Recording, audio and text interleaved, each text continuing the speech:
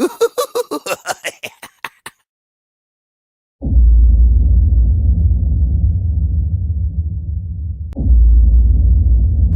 my channel, guys. So today I'm going to show you how to play as teemo and how to win the lane each and every time you play with teemo.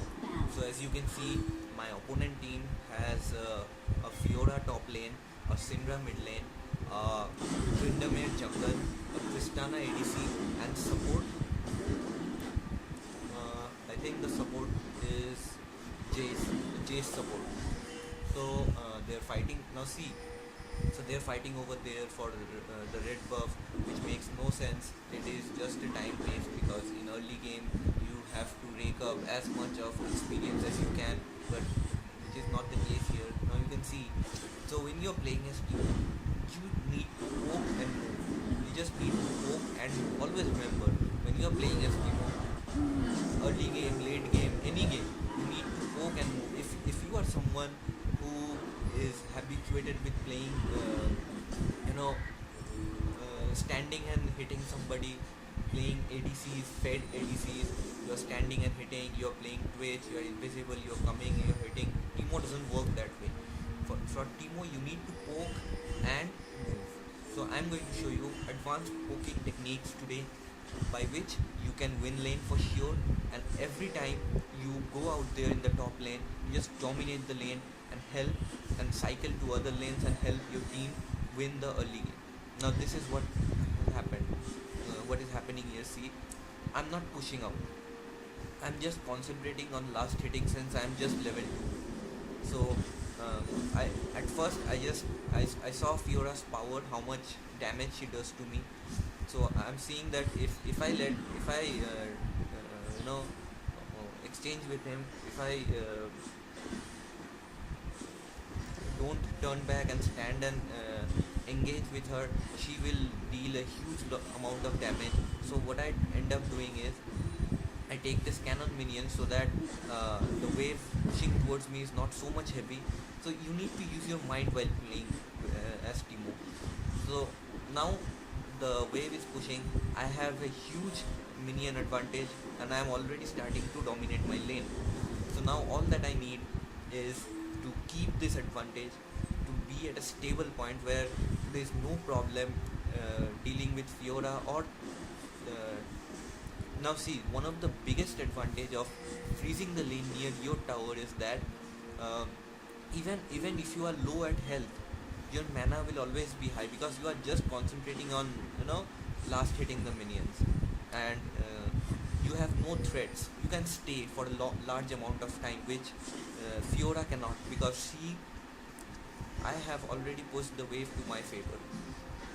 Now you can see all I need to do. I haven't backed.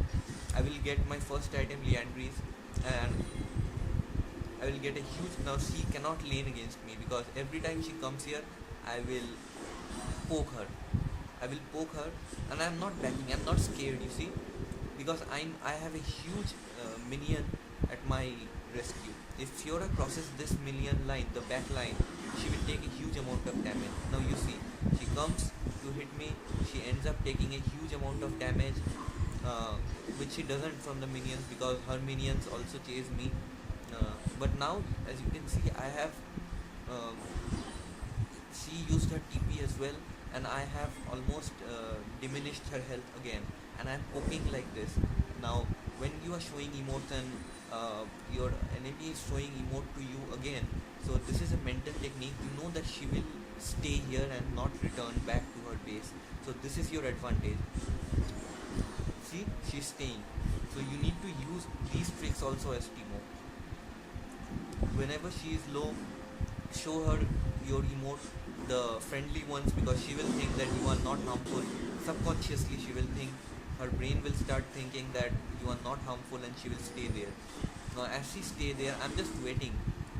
All I have to do is push my minion wave to her tower range, and then I'm just waiting so that she will come for a minion, and I will Q and auto attack her to death.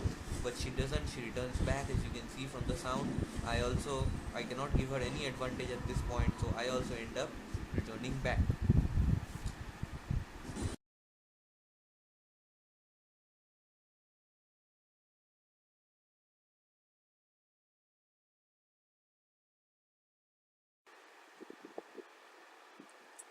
So now, as you can see, I am at a huge advantage.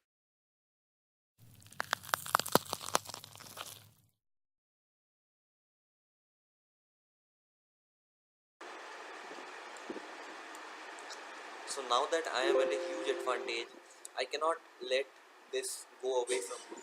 So I just now I can afford to do whatever I want in my lane, and I just need to plant my mushrooms in the right spots so that even if their jungler, I want the jungler to gank at this point because I am powerful. I am more powerful than my whole team.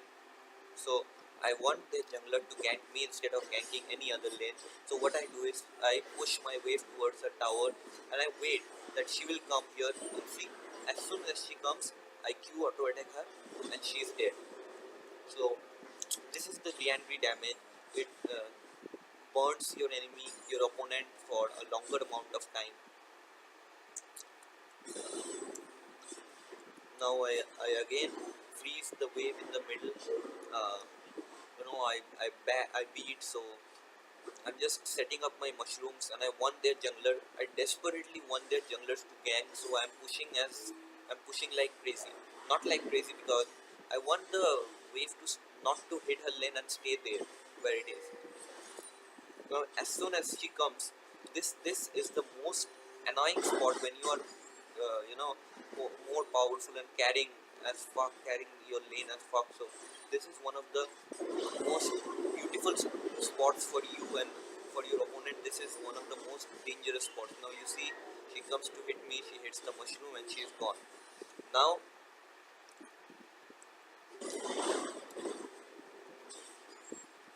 so now, so there I plant the mushroom. Okay, I push the wave, and I'm constantly hitting her and running back towards my mushroom. But she cannot. She was safe, but now you see the jungler comes. I just take him where my mushroom is. You know, now he's gone. He's dead. He cannot run away. He had to fight in that spot. Now we won our laning phase, and now we are moving towards the game.